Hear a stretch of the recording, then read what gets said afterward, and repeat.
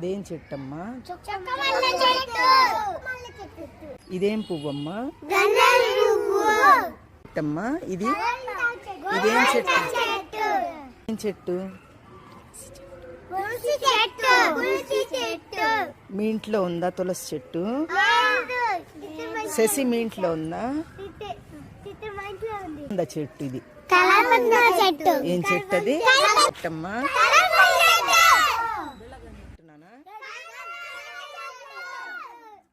అదేం చెట్టమ్మా? చామంతి పూల చెట్టు. అదేం చెట్టు?